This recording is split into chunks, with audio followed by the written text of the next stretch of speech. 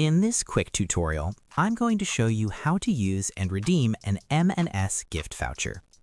First, go to marksandspencer.com or open the M&S app and sign into your account.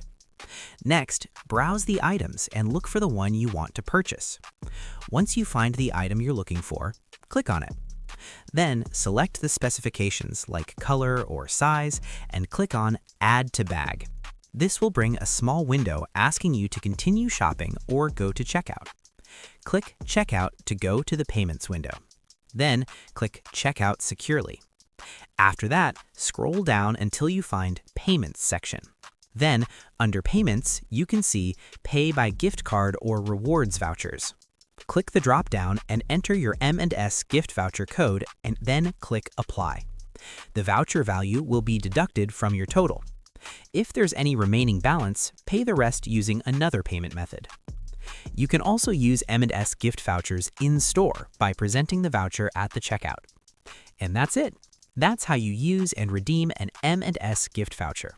Thanks for watching.